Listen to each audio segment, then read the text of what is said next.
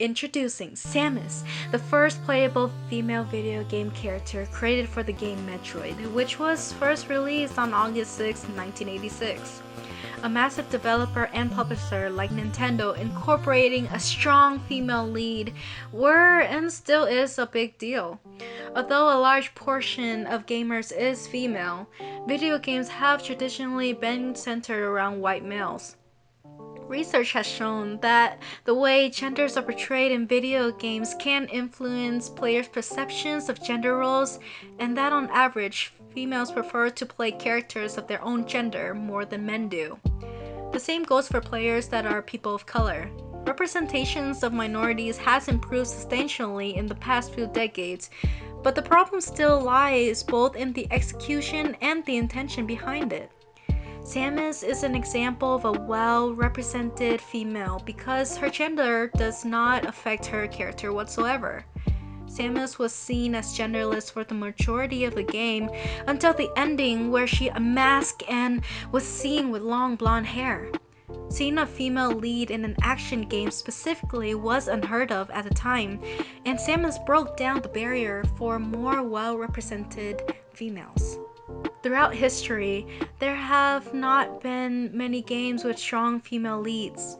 Instead, they were usually utilized as damsels in distress, or were side characters included solely as love interests with exaggerated features.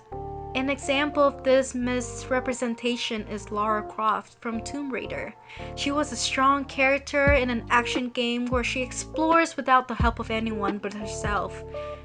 However, all these characteristics that females would want in a character of their own gender are thrown away with her character design. She was overly sexualized and set in unattainable beauty standards for the girls playing the game. Besides gender representation, race is also a large issue within the gaming industry.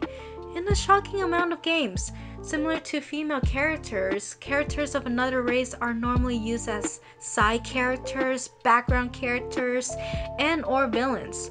These characters are inauthentically represented with negative stereotypes that perpetuates bias against underrepresented minorities.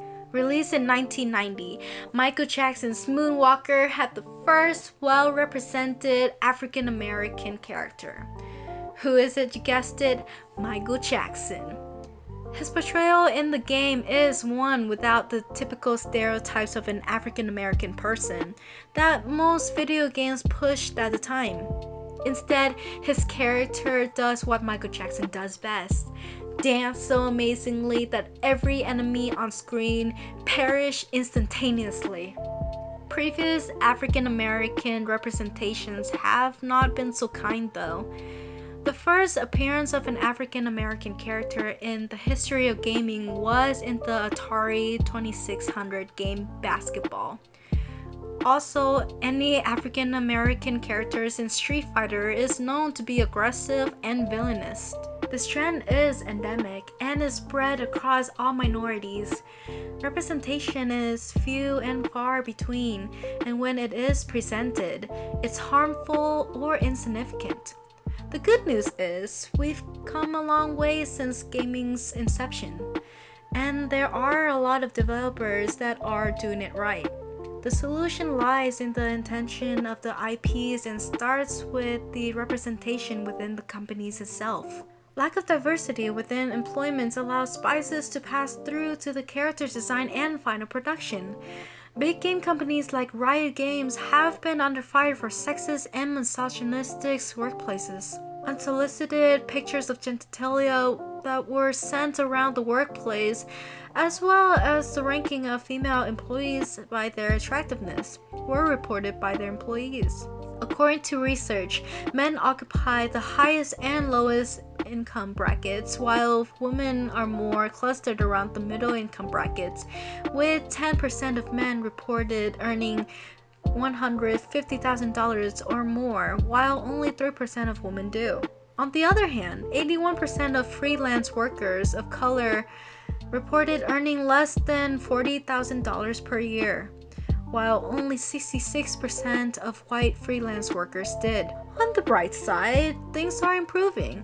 According to a survey, 49% of workers of color in 2015 reported that there was an equal treatment across all race, as compared to 2014 with only 23%. Nintendo is a big proponent of progressive representation in video games and has taken the initiative to be the first to represent a variety of minorities over the years. Many game developers beside Nintendo, such as Blizzard Entertainment, have followed suit in creating a more diverse video game climate without over-sexualizing or stereotyping their characters. Although there are a lot of unsolved issues regarding the representation of gender and race, there are companies out there creating characters that authentically represent these genders and race without overly stereotyping or sexualizing them. Hopefully, more companies follow suit by incorporating purposeful, intentional, and authentic representation into the games,